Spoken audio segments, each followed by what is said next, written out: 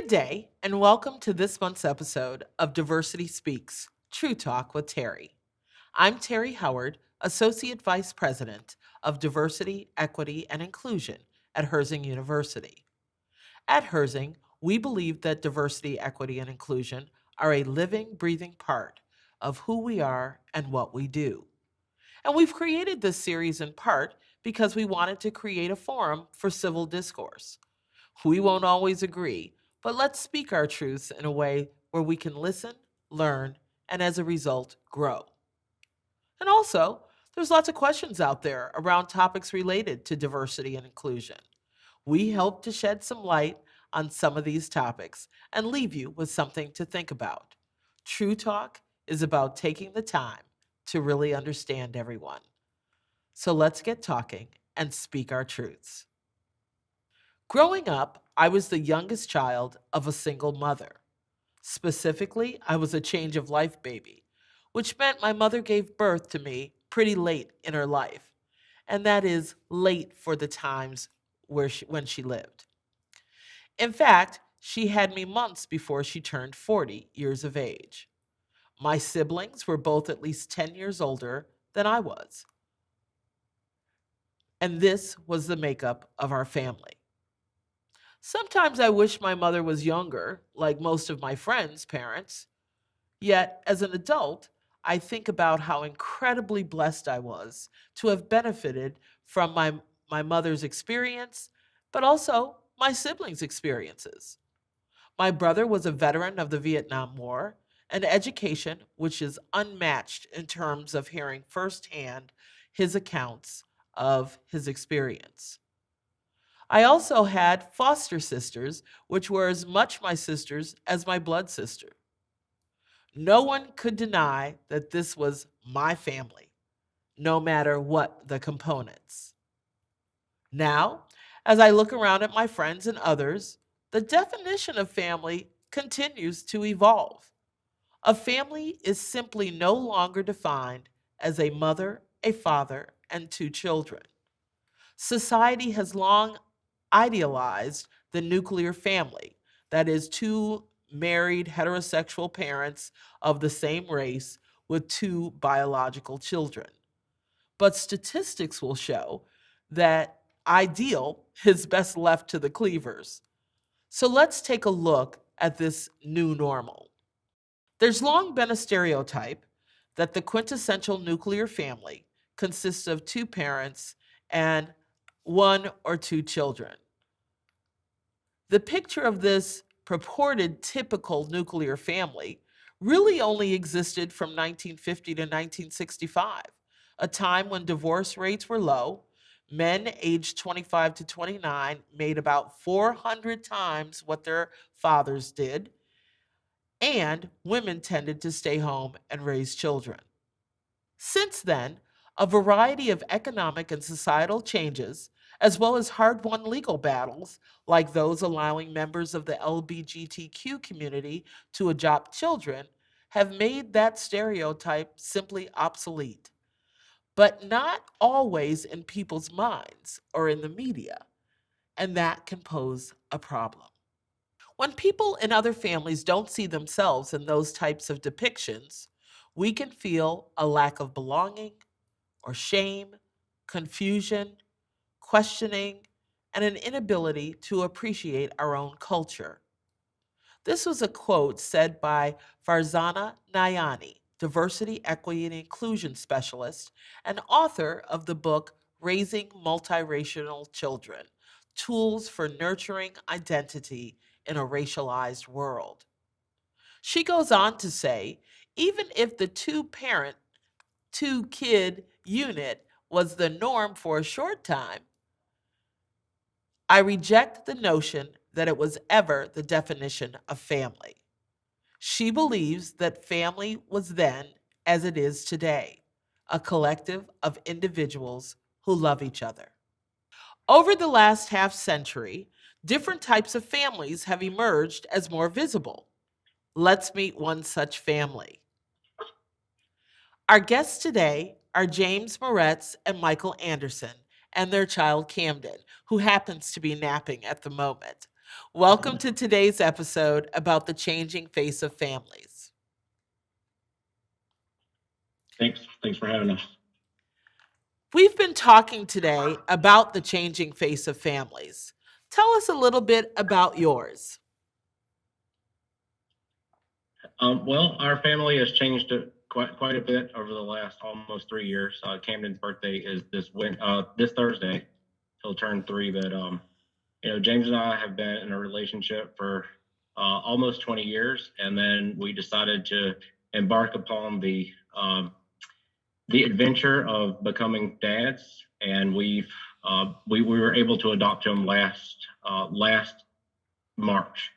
So it was a long ride, but it's been a rewarding one at the end of the day. Well, I have to speak on being new parents. How has that dynamic kind of changed your family and your relationship? Not only the family, but the family support. I mean, we have great parents that support both of us and support Camden. We've helped Camden since I would say 2 months old, and we've seen him grow over the last 3 years. And without that family support, I don't think we would survive. But I tell you, it's changed us. Michael and I've gotten closer, made better decisions along the way, and those types of things. It's been great to have him a part of our life, and I think it's actually brought our family closer together as well. That's awesome. Absolutely. And in many cases, that's what happens when individuals become parents, right? Um, why do you think diversity of families is an important topic to talk about? In other words, why did you agree to kind of be a part of this important conversation today? I'll start. So I think family really is a bigger meaning than what we traditionally think of as family. So, you know, we have our biological family that obviously we're born into, we're brought up with. For those of us that grew up in a traditional household with, a mother and a father, I think that, family takes on a different meaning when you look at, either fostering a child, adopting a child, and you get the opportunity to have somewhat of a chosen family. And to think about, kids or folks that maybe don't have a traditional biological family, they really become family with the people that they're friends with or that they hang out with. And we take a different look at what family can actually mean. I think that over the years, that's become more of a choice rather than a true sense of like, something that might be mandatory from like a biological family standpoint, right? And with that, there's all types of rewards to, help out kids that along the way may not have that option or may not have someone who, really cares about them, loves them, wants them to be a part of their life forever. And you get that choice. And ultimately, at the end of the day, it makes a big difference when you choose, when you're chosen as part of a family versus being born into that family, right? Um, I think that happens with relationships. I think it happens, in the foster community. It happens in, all types of different familial relationships. I think that it gives us an opportunity to talk about family in a different aspect than what we would have traditionally considered, our biological families along the way. I love it. And as a foster parent, I can agree with everything that you're saying. Anything else that you wanted to add by chance, No, I James? think Michael well said it quite well, actually. And we did have our little piece that we are also are foster parents, and we fostered 9 kids in the last 2 years, along with Camden. So we've had the opportunity to make an impact, or they've made an impact more on us than we have been on them, right? That So is true. as Michael said, it was these are part of our family as well. These kids are part of our family and will be forever. Absolutely.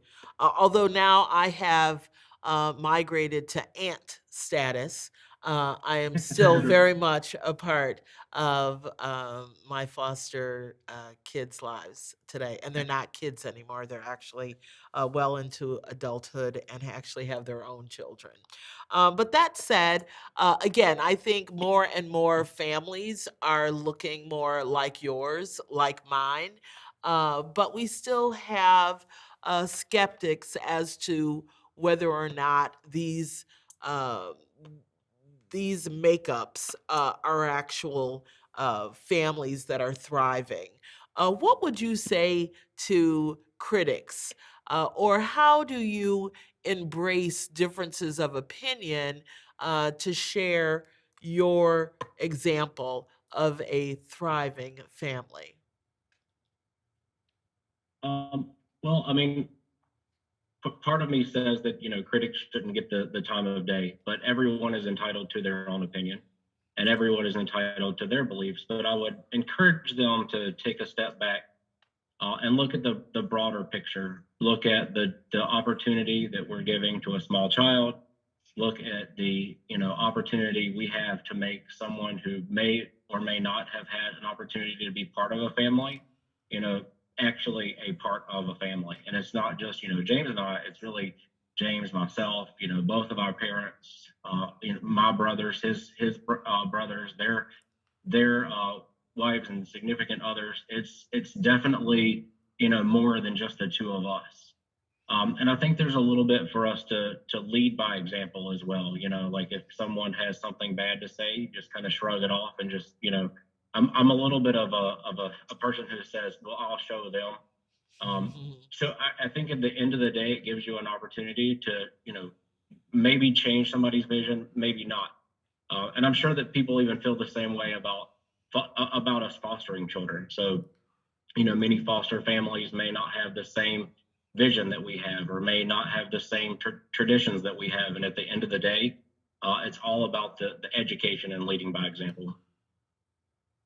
It's all about patience as well, right? So each background, each ethnic background, et cetera, has different perspectives, right? And so Michael and I both have learned to be very patient and teach and educate along the way, and to just to step back and talk about what our family looks like and how it may affect Camden's future, our foster kids' future, or even our future, right? And educate them what that may look like. That's great. I'm going to add two more pieces, I think, to what has already been said and say you should tell them to look at the commitment and look at the love. And I would also say, with 9 foster kids and a young child that's about to turn 3, you too should be napping right about now. So I would thank you very much for your comments today, your perspectives. I wish all of your family to be well. And again, thank you so much for being part of this important conversation. Thank you for having us.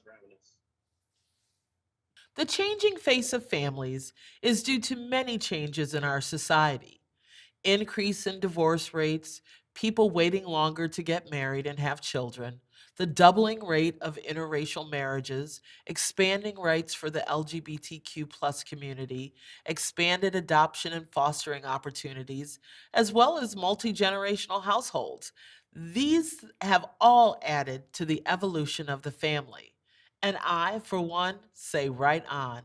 Diversity in our families, like the diversity of our communities, simply makes our world a better one in which to live.